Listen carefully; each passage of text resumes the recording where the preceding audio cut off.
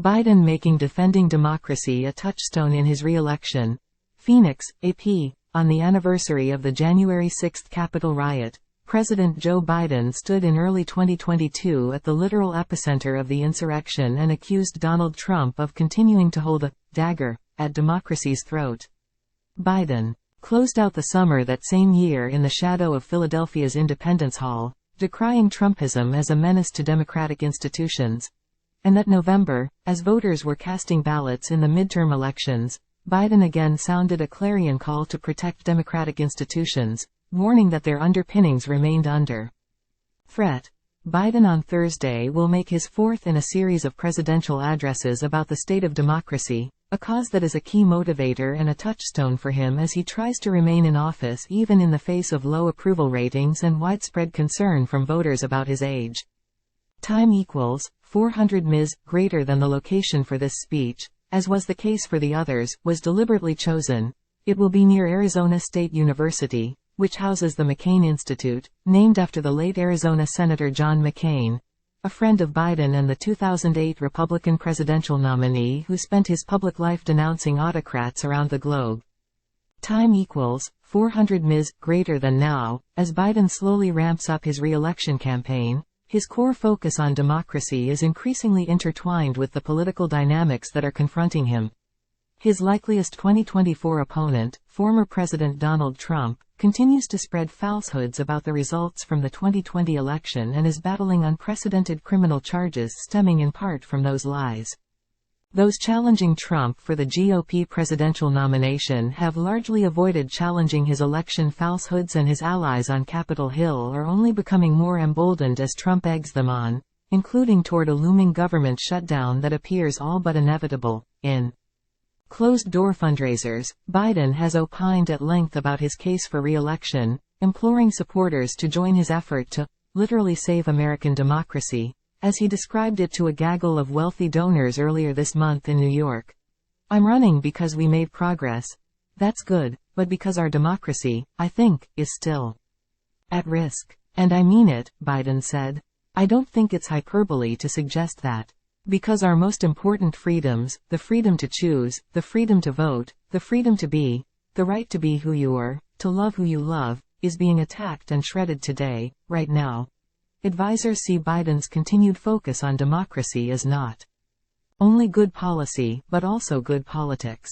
Campaign officials have pored over the election results from last November, when candidates who denied the 2020 election results did not fare well in competitive races, and point to polling that showed democracy was a highly motivating issue for voters in 2022. Candidates who backed Trump's election lies and were running for statewide offices with some influence over elections, governor, secretary of state, attorney general, lost their races in every presidential battleground state. A senior White House official, granted anonymity to preview Biden's Thursday remarks, said his Arizona address will highlight the importance of America's institutions in preserving our democracy and the need for constant loyalty to the U.S. Constitution. His appearance at the center that honors McCain will also tie into the theme, with Biden set to urge Americans to never walk away from the sacrifices generations of Americans have made to defend our democracy. In few states does Biden's message of democracy resonate more than in Arizona, which became politically competitive during Trump's presidency after 7 decades of GOP dominance and later became a hotbed of efforts to overturn or cast doubt on Biden's victory there. Republican state lawmakers used their subpoena power to get a hold of all the 2020 ballots and vote-counting machines from Maricopa County, then hired Trump supporters to conduct an unprecedented partisan review of the election. The widely mocked spectacle confirmed Biden's victory but fueled unfounded conspiracy theories about the election. Later, the GOP-controlled Board of Supervisors in one rural county refused to certify the midterm election results, forcing a judge to intervene. The state has seen an exodus of election workers, and last November, voters up and down the ballot rejected Republican candidates who repeatedly denied the results of the 2020 election. Kari Lake, the GOP gubernatorial candidate, has never conceded her loss to now Gov. Katie Hobbs and is preparing a bid for the U.S. Senate next year. Republican Senate candidate Blake Masters and Mark Fincham, who ran for Secretary of State, also repeated fraudulent election claims in their respective campaigns. Sen. Mark Kelly, DREs, who defeated Masters, appeared at a campaign rally in November alongside former President Barack Obama, who, in his remarks, framed the race in Arizona as a battle to protect democracy. That message, Kelly now says, not only resonated with members of his own party but independents and moderate GOP voters. I met so many Republicans that were sick and tired of the lies about an election that was 2 years old, Kelly said. They were just done with it, and they did not appreciate folks who were running for high offices just lying about it. Indeed, Republicans privately concede that the election denialism rhetoric that dominated their candidate's message, as well as the looming specter of Trump, damaged their efforts to retain the governor's mansion and flip a hotly contested Senate seat, according to 3 Republican officials who worked in statewide races last cycle.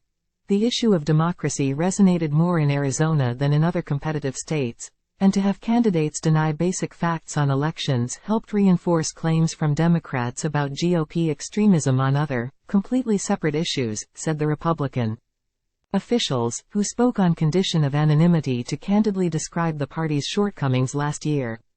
Though Trump animated forces in the party-dominated public attention, many Republican voters were concerned about other issues such as the economy and the border and did not want to focus on a past election result.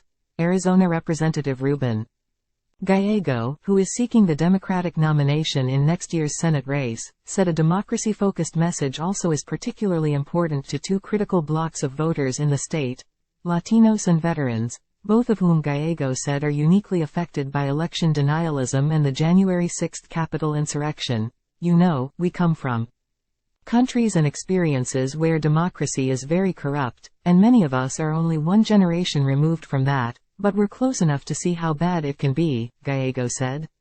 And so January 6 actually was particularly jarring, I think, to Latinos. On Thursday, Biden is set to speak at a performing arts center on the shore of Tempe Town Lake, a once dry riverbed that has become an oasis for outdoor recreation in the desert.